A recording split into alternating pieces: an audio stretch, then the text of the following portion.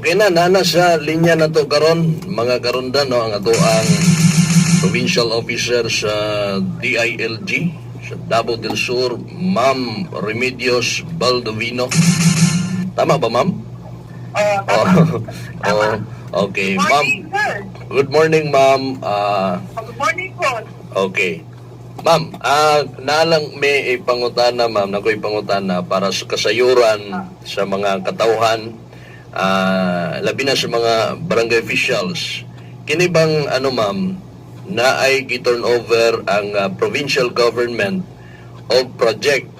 Gymnasium ni siya, ma'am. Kantidad ni siya o 3 Gwapo kay ma'am. Kanina sa project. Nindot ka ayo, maoy ni pinakanindot yun, ma'am. Si Governor Gagas nagsulti mo ni is ang pinakanindot nga gym sa tibuok Asa na Davao del Sur. barangay, sir? Diha sa barangay Guma, Digos City.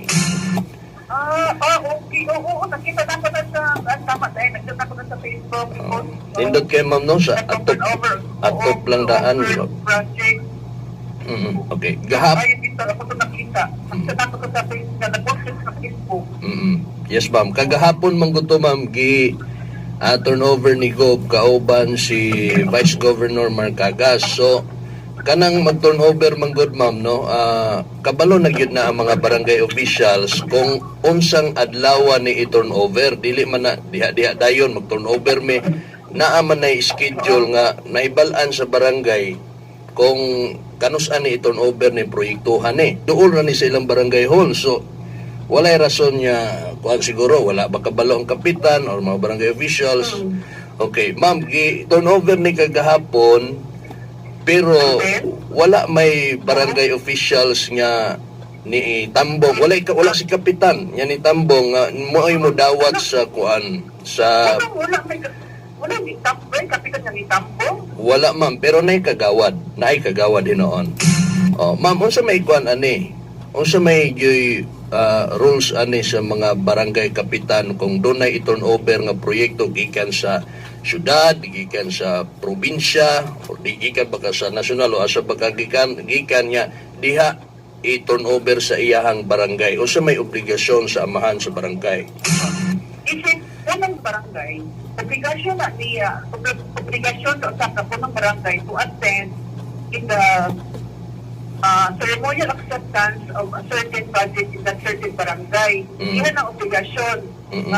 Dapat present siya kay para ipakita kay sa katauhan ang pag-appreciate sa mga project na naadya kay dilita ng barangay is very fortunate to receive mga projects hindi sa higher level or sa national government. So dapat present hanap ulay DILG or other agencies kaagad ang officials, ang mga particularly the punong barangay of that barangay na present siya to show appreciation.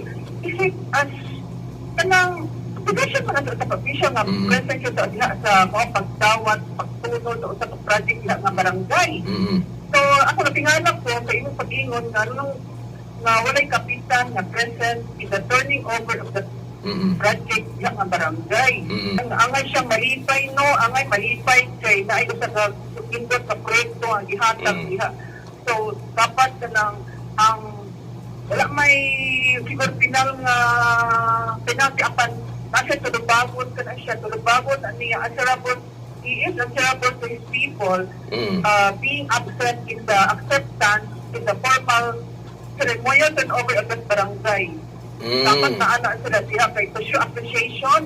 Ma'am, ang kining kuan, ma'am, dili po himoong rason, ma'am, ang kining wala dili niya kaalyado kay nanpartisan man ang barangay, di ba, ma'am? Oo. Dapat naman ang eleksyon. Kaya sa istoryaan ng man ang eleksyon. Bitaw. Ako isa pa, barangay officials ay not partisan. Supposedly, wala sila, hindi na sila, ito first din tapos ang eleksyon, no? Diba? Yan gani, na ay barangay sa ibadi na hihimo diha ang provincial government o dapat malipay sila. Unya, ma'am, ang isa po sa rason daw nila, ma'am, base sa mga naabot sa tuwa nga info nga wala daw katambong kay nagsesyon daw sila. Pero sa pag-abot pa lang daan nila Gob dinhi didha sa Barangay Guma, wala gisugat. Murag kanang wala bitaw gi-welcome, ma'am. Wala nila gi-welcome nga naay mag-turnover. Isip amahan sa probinsya, kailangan ng katungdangan na obligasyon na i-welcome ang pag-abot sa governor, the father of the province. Isip respect, mas na respect sa person, is respect The position. Bitaw. Sa kanan o Sa kanan na lang. Isip,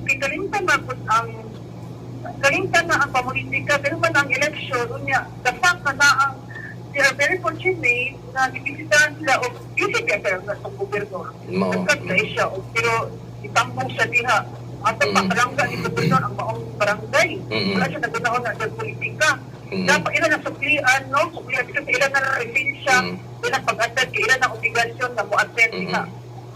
Ma'am, nindot kay ang barangay gym gi-turnover diha ni Governor Cagas, ma'am, sa barangay Guma, pero katong milabay nga eleksyon, pildi ba ya si Gob diha? Tanawa. Wag yun ay pamulitika. Si Governor diha nga barangay, pero wala siya na na hikaw, na paghatag o project ang barangayan. Diba? Oo, tama. So, Okay. Yes, ma'am. Okay, ma'am. Yes, ma'am. Go ahead. Salamat kayo sa opportunity nga pag-explain sa mga nalinaw punta panamang eleksyon sa mga labi ng mga barangay officials at ang kalimtan ang kanang politics kay atong sudan doon unsay ang atong sudan is good governance sa ang barangay kay atong nauna unsay mga benepisyo na atong ikahatag sa atong barangay atong kalimtan ang kanang politics is moment in time kay kumanda man ang election. Okay, ma'am. Salamat kayo. Kung na lang, lastly, ma'am, no? Lastly, ma'am, imuhang basig doon na kay mensahe or pahimangno sa mga barangay, pahimangno lang gud ma'am para sa mga barangay officials nga kung doon ay mga ing-aning nga mga panghitabo ma'am ba nga turnover, parehas man gud dito sa kuan ma'am kagahapon pag human og turnover ni Governor Dudu Cagas kauban si Vice diya sa Guma, niadto ni sila dito sa may talas o talao sa sulod. Nag-turnover sila dito og 2.1 nga kilometers nga ganing road concreting kalsada. Pero sa sa seremonya wala po'y kapitan, isa ra pud kakagawad. Walay ni dawat ma'am. So unsa may imong pahimangno lang ma'am sa mga barangay officials kung naay mga turnovers? Ako lang gipahinumduman no, salamat kayo sir. Yes, ma'am. I remind the barangay officials na sa gigainan ko na atong kalimtan karong panahon na ang pamulitika. Ang atong naon na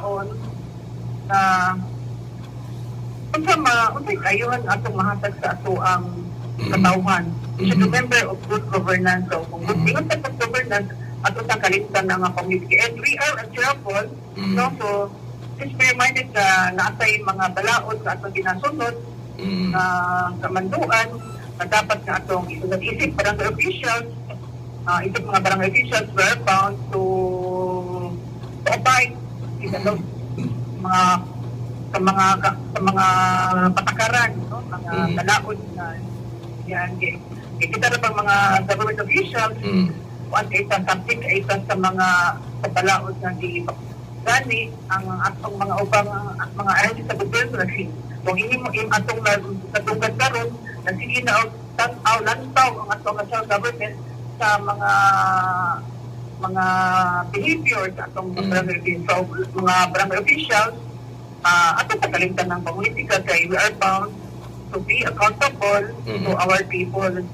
So, kaso lang, salamat sir. Okay. Yes. Ma'am, thank you so much ma'am sa imuhang time nga gigahin diri sa among program.